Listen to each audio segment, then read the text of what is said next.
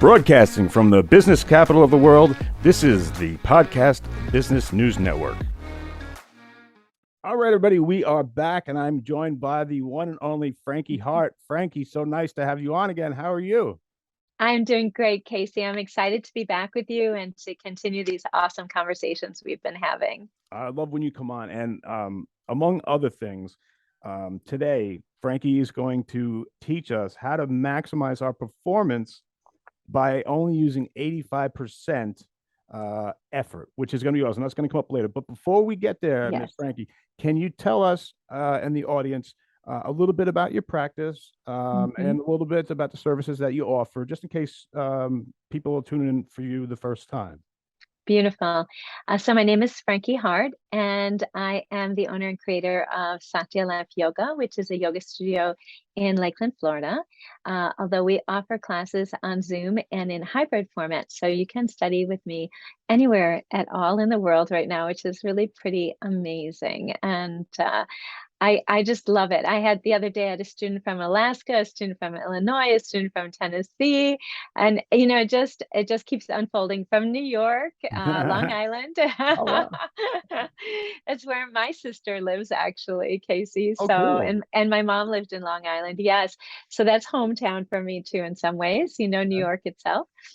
Um, but so we do yoga and yoga of all levels. So you can be brand new to yoga and you can be brand new in your 20s, in your teens as a child. You can be brand new to yoga in your 80s or 90s. And I love that. I love that yoga is a path that you can begin or pursue at all levels of your life and age and experience. I also am a Qigong master and Tai Chi teacher, so I teach that as well. In some of our podcasts, we've talked about the Qigong and Tai Chi. And if you're interested in that, please look back at some of the podcasts that Casey and I have done because you'll get some wonderful information. And I'm sure we'll be doing some more with that again in the future. Awesome. Frankie, I got to ask before we get started here, it was either it was a pinky or it was a toe. How is it healed? Yes, How is it healed? it's great. I'm jumping again. Knew you would be. I knew you would be. So cool. So Thank it just you. Thanks for remembering. it's part of the of what you do. You get a little ding, a little bump, but you're back normal. Probably because you're so healthy in this, you have the different modalities to bring you there. And absolutely, absolutely. All those five basics that we've talked about, eating well, sleeping, drinking lots of water, owning your own power, and getting the right amount of exercise. And then in terms of the exercise, what we're going to talk about today, Casey, is right on with how I'm encouraging people to practice for maximum performance, and especially when we're working with an injury or an illness and also emotion. So for me, um, if a student of mine is say has had a loss and say is grieving, right? That's another time where we really want to be sensitive. So if someone's gone through a divorce or a spouse has passed away, these are also things that affect us on all levels. And so we really want, I'm so motivated to help people understand this 85% Yeah, it's so effort for cool. maximum performance because it helps us to approach the practices uh, in all different times of our life. Okay. So getting back to that, so to maximize our performance by using only 85% effort, what type of performance are you really meaning? Is this a general life? Is this on the yoga mat, in our relationships, or let me pick your brain on that one. Love that question, Casey. Everywhere. Okay. And so our yoga practice, so this comes from yoga philosophy, and I like to say that what we do on the mat is practice for life off the mat as well, I see. right? Mhm. And I think after we talk about this, it'll start to make a little bit more sense how it contributes to life off the mat. I'd like to start the conversation with this prior conversation I had last week with a student. She was new to yoga, and I was telling her that she was approaching the pose to just go in with about 85% of effort. And she looked at me and she said, well, why would I do that? I'm an A type person. I want an A plus. I want 100%. Okay. Right? Yeah. And we can all relate to that, right? Yes. So she's already looking at me like, what are you talking about there, Frankie? And I loved it. I said, oh, this is wonderful. So let's look at this. And so I said to her, all right, so if we're talking about physical effort, so the physical effort that you're making with your body, I'm asking you to only do 85%. Now, if that's your total, let's say, way of evaluating the success of your performance, then you're right. I would be saying do less, right? Yeah.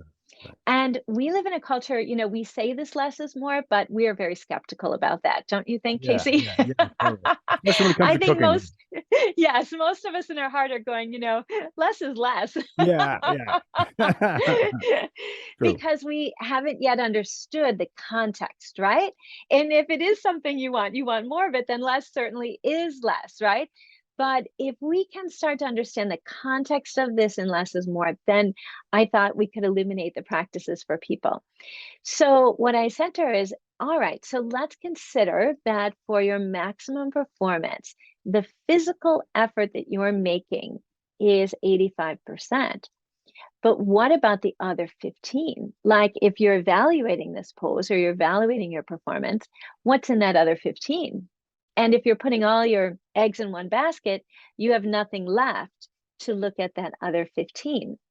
Okay. And at that point I had her attention and she's like, well, what is in that other 15? And I started writing a list down. So I'm going to read some of this just Cool. in case I forget some of them. Okay. But here's what we get to dive into when we save some consciousness for another 15%. Breath, energy flow, concentration, awareness, discernment, reflection, intuitive guidance, wisdom, consciousness expanding, and self-realization, which is a way in which we experience our innermost being. Now, when I said that to her, I was thinking out loud myself, like, wow, that's a lot for only 15%, right? Yeah. Yeah.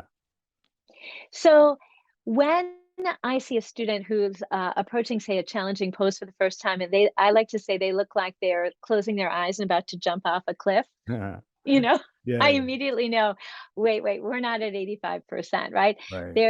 There's no time space left within that person's consciousness for their breath awareness, for their discernment, for their understanding, right? Hmm. And we tend to do this. We tend to push very hard, especially, isn't it interesting? I observe people push hardest when they don't know what they're doing, Oh, right? Like, yeah. I don't know how to do Interesting. this, so I got to really go at it, right? And I can even understand this through my own practice. Like now, many of the more advanced poses that I practice, of course, they require much less effort. Why? Because some of these other qualities have illuminated themselves for me.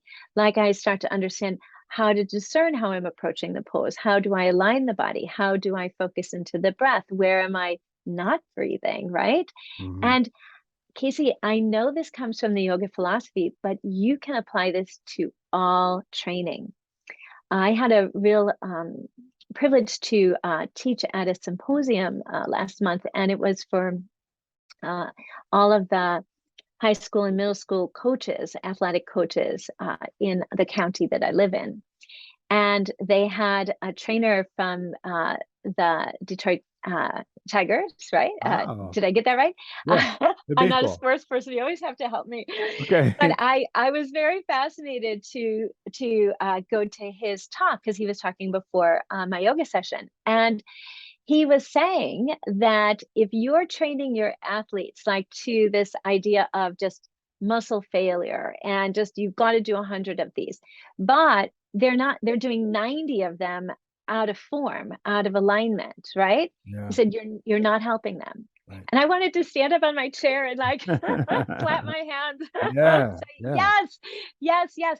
This is the understanding that's starting to come into lots and lots and lots of training modalities, right? Yeah. So the practices of yoga have something that's built into them called the koshas. And I wanted to bring these up today because most people, even if they are not familiar with yoga, have heard about chakras because, Yeah.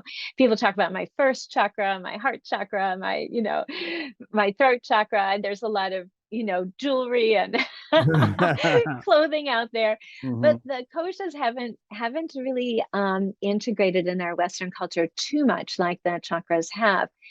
So if we understand that the yoga philosophy leads us to think of 5 koshas, and the koshas are considered like layers or sheaths of our self, of our being. So we have an outermost layer, and then we go in and in and in to an innermost layer. These layers are sometimes talked about like the Russian nesting dolls, where you have one doll inside the other Yeah. doll inside the other doll. Okay. And here, I'm going to hold this up and see if you can see that. So that is like these example of that, Hmm. one inside the next, inside the next. Got it. Yeah. So the physical body is quite obviously our outermost layer. And the physical body name of that kosha is called the Annamaya kosha, the Annamaya kosha. And when I'm working with the Annamaya kosha, here I am in my physical body. And I think for most people, that's pretty apparent, right? So I know I want to align my body. I know I want to pay attention to my body, take care of my body, right? Yeah. We might not be doing it, but we understand it, Right. Right. Hmm. right? Hmm. So there I am. And the beauty is we can use the physical body as a vehicle of transformation. So, in other words, these koshas, even though they're described as these 5 independent sheaths, each of the qualities of the layers permeate the whole. So it's a metaphor to understand our self, which is, of course, an integrated self. Okay. So when I'm working with the physical body, I want to understand intelligent action. I want to be able to align the body and to be present, right? So to Okay. be present in my body in the here and now. So that's a very physical, a very tangible kosha. And does that have something to do with the breathing?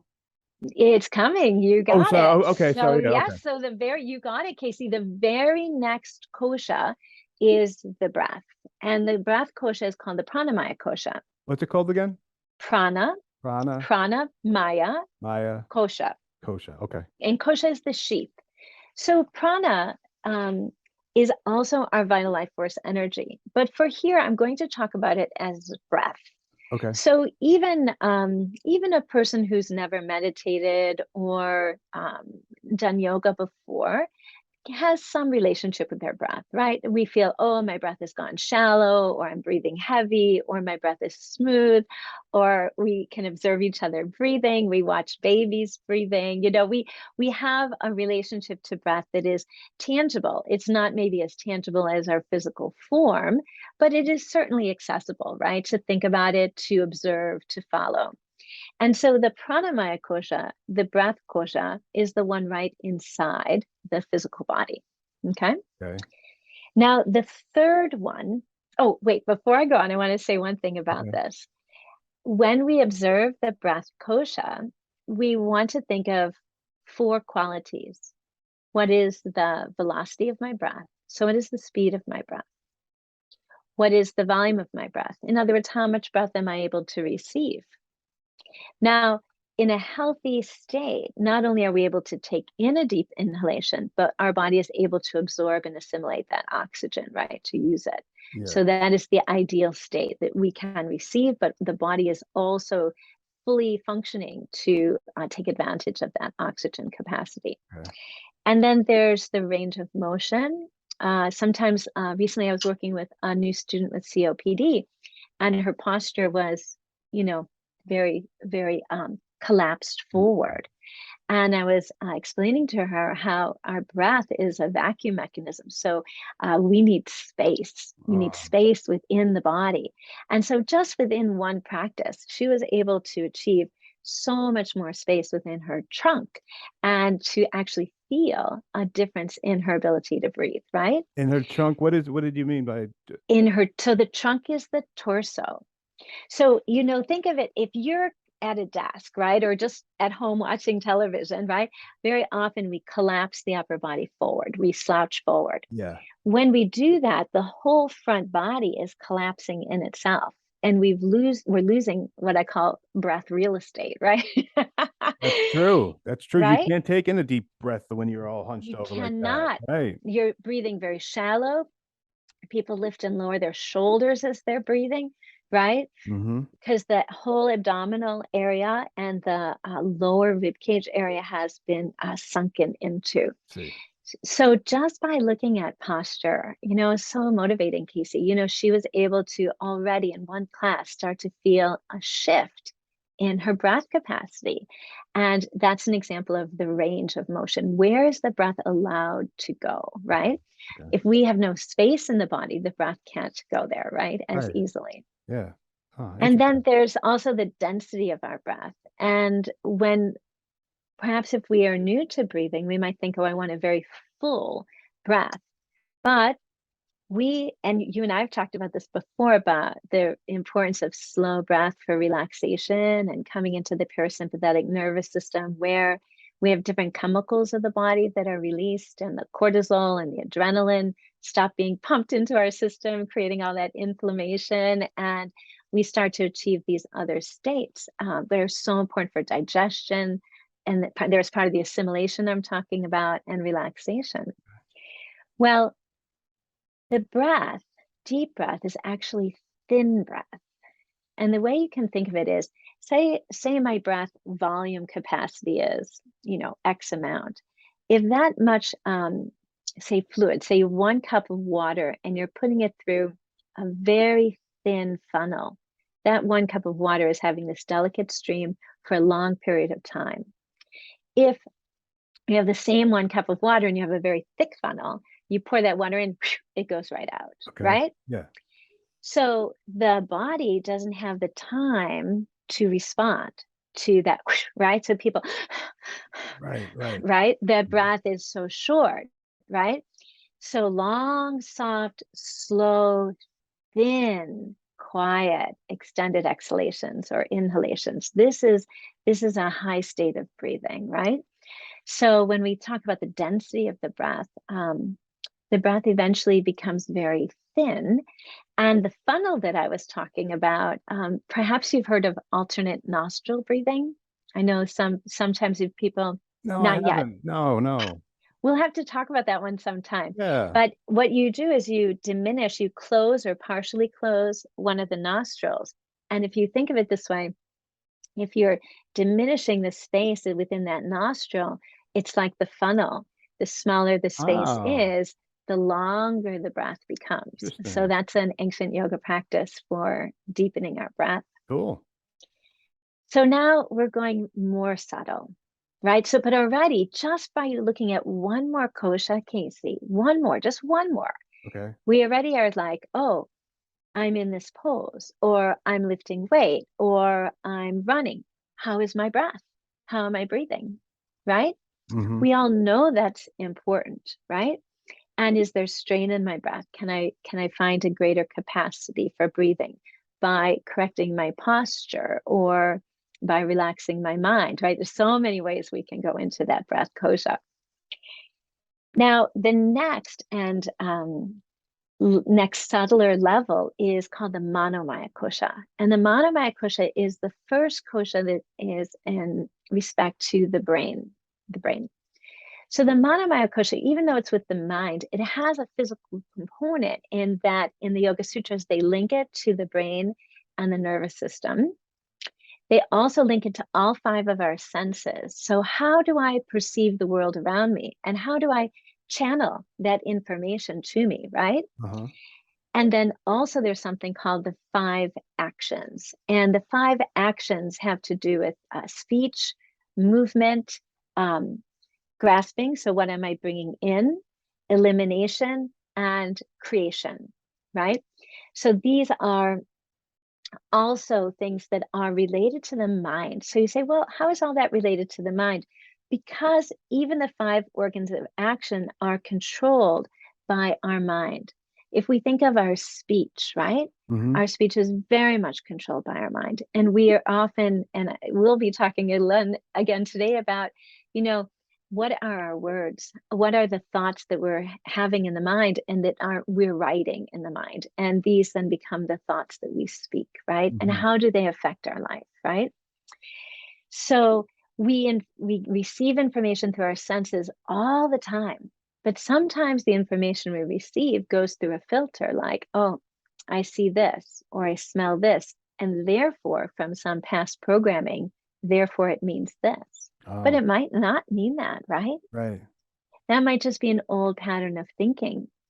And so there's something we could, just to touch on it as a habit. So there's a word called samskara, and samskara is like a very deep, entrenched habit of thought that you have in the mind, right? Can you give You me an could even example of say, what that would be? Like, say that again. can you give me an example of what that might be? Like, Oh, yeah. Yeah, yeah, yeah. I'm not good enough. It's a beautiful negative samskara, understood, understood.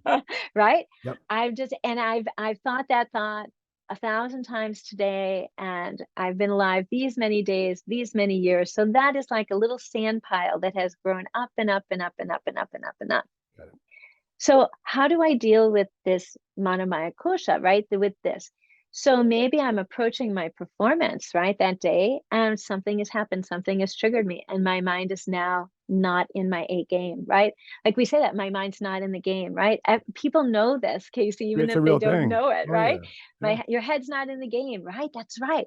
So in the beginning, we work to move from a negative habit or a negative samskara to a positive one. So, you know, perhaps we're practicing a positive affirmation, right? Something wonderful, like, you know, today I'm doing my best, right? And you know that in itself, if you can go from I'm not good enough to I'm going to go out there and do my best, that's a game changer, right? The real freedom, and Iyengar, BKS Iyengar, who's just amazing yogi from India, who passed away a few years ago, but has many phenomenal contributions to the practice all over the world. He says that we want to move from negative samskaras to positive samskaras, so negative thought patterns to positive thought patterns, and then eventually to freedom. So freedom is I'm just in the zone. I'm not out there going, I got to get out there. And I don't have to go out there and say, I'm going to do my best. I'm going to do my best. I'm just out there and I am playing. I'm in the game. I'm in the zone. Right. And I see you smiling and I love that because I know you get it. I get it. Right. Yeah. Yeah. You get it. And those are the highs of life, aren't they? Yeah. Those are the moments I know for me as a performer, those are the moments that I treasure in my memories, you know, where you're just transcend everything in, you know, an athlete in the game, a performer on the stage, you know what we all have a gardener in the garden, a cook in the kitchen, you know. Totally. We have this thing, and so that's the manamaya kosha. How can I get my mind in the game, right? Okay. Okay. Now, so now I've got two, and we're already kind of really diving in, and we're invested in this. And these two are only sharing; they're only sharing 15%, right? And we've got two more. So Wow. all of a sudden, we're saying, well, hey, this maximum performance, maybe it does require a little space Yeah. for these other things. The next kosha is Well, also related. Oh, yes, Frankie, I'm sorry, gonna have sorry, to cut Casey. you off on that, and Sure, we're gonna have to do a part two on that. I'm gonna I make a love note it. on where we left off on our kosher. Okay. But let me give you the last 30 seconds here just to tell anything that you want to leave us with, and then how we get a hold of you. And great topic. This is interesting learning Thank about you. this stuff. Thank And you. we got a lot more to talk about because I got a million questions. I'm sure these people do too. Awesome. Let me give you Uh, the last word here. okay. Frankie Hart. So you can get a hold of us at Satya Life Yoga, and our website is Satya, Satya, Satya Life, Life.com. Please feel free to call or text 863-802 yoga, which is 9642. We love entering into conversations with people who are new. We can help you set up a Zoom call. We can help you find the right class for you. And as you and I have talked about, I also have pre-recorded classes, yoga classes that are available every day of the year. The thought that I want to leave you with today. So we went to the physical body, we went to the breath body, we went to the first part of the mind and the thought patterns. So I want to leave you with this thought, Casey. This is a segment of a poem from Rumi. He says, move outside the tangle of fear thinking, live in silence. And I love this because I'm talking about these nesting dolls and that we're moving inside, right? Yeah. But as we're moving inside, we're finding that silence, which is ultimately going to be a state of bliss. Love it. Love it. We think of silence as somber, right? We're afraid of silence. We're afraid of quietness often, like it's austere, it's somber. No, no, no, no, no. I tell people, meditation, there's this idea of an inner smile. This innermost kosha that we'll talk about next time is actually the bliss kosha. So this idea of living in silence, leaving that fear thinking helps us understand that there's an aspect of ourselves that is more true to who we are than our fearful thoughts. And that is our innermost self. Yeah. Love it. Guys, the one and only Miss Frankie Hart. Frankie, thank you so much. I can't wait to hear this part too. But thank you again. Thank you to everyone who wrote in. I'm sorry I didn't get a chance to get to you, but we will on the next edition of this great show. Frankie, thank you. And thank you, Casey. Thank you.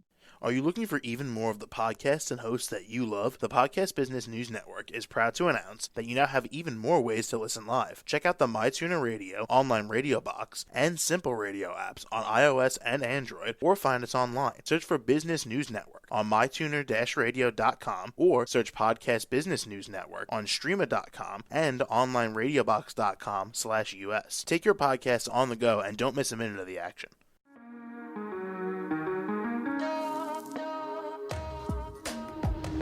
Broadcasting from the business capital of the world, this is the Podcast Business News Network. For nearly 2,000 severely injured veterans, everyday life has become filled with barriers. Day-to-day simple tasks can become pretty daunting. I have to carry my chair up 2 flights of steps or have somebody do it for me. What scares me the most is just the falling. When I'm struggling with my house, I think, to have that one great barrier just knocked down, it's crucial. Home for Our Troops is a wonderful nonprofit that builds a mortgage-free, fully adaptive, handicap-accessible house. And there's no catch. It'll be our very first home that we've ever owned. This is a game changer. This is where your life begins again. We need you to join us in completing this important mission. Please visit hfotusa.org and help build homes and rebuild lives. Because of you, everything's going to be okay.